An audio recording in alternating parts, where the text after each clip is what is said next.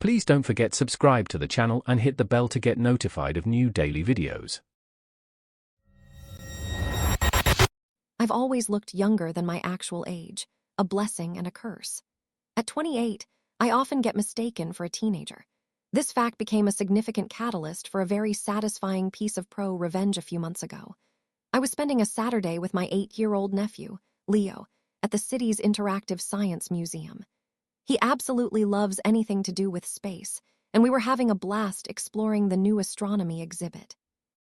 We just finished launching miniature rockets and were heading towards the gift shop, where Leo was hopping for a glow-in-the-dark galaxy poster. That's when it happened. 3 young men, clearly university students based on their branded hoodies and arrogant swagger, blocked our path. They wore matching Riverbend University rowing gear. The tallest one, a smug-looking guy I'll call Blake, held up an absurdly oversized, expensive-looking cosmic ray detector replica.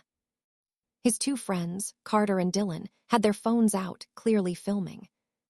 "Hey there, kid," Blake sneered, completely ignoring Leo and focusing on me.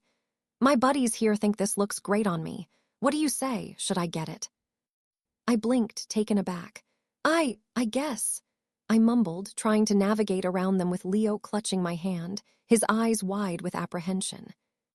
"He said yes," Carter chimed in, zooming his phone in on my face.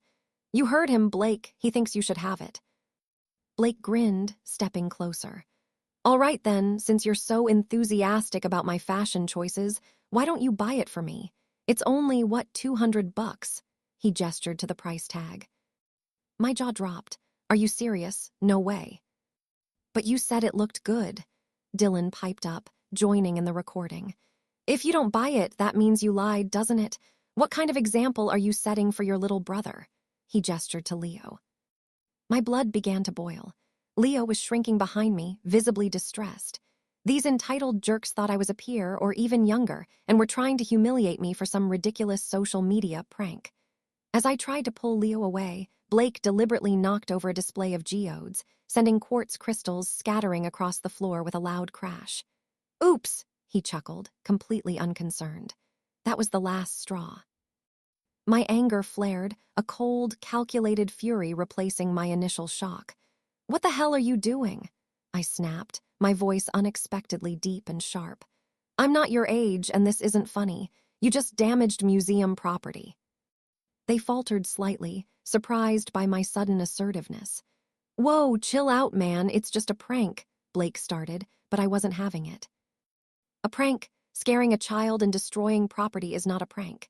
It's harassment and vandalism," I declared, pulling out my own phone. "And since you love filming so much, let me return the favor." I started recording them, capturing their faces, their Riverbend University gear, and the scattered geodes. They instantly looked uncomfortable, exchanging nervous glances. They tried to wave me off, saying it wasn't cool, but I just kept filming, a grim smile spreading across my face. Realizing I wasn't backing down, they mumbled apologies and quickly scattered. I immediately sought out a museum employee, explaining what happened. They were horrified about the broken display and the harassment. While I gave my statement, I made sure to get clear photos of the 3 delinquents' faces from my video, alongside their distinct Riverbend University rowing hoodies. I knew this wasn't just about getting them reprimanded by the museum.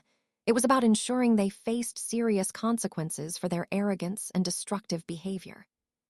Their university, their team, and their future careers were their pride and joy. I decided I would aim for all 3. The next day, my revenge began. First, I compiled all my evidence.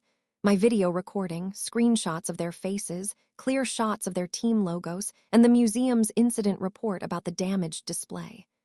I wrote a detailed, factual email outlining the entire incident, the harassment, the attempted extortion, the psychological distress to my young nephew, and the vandalism.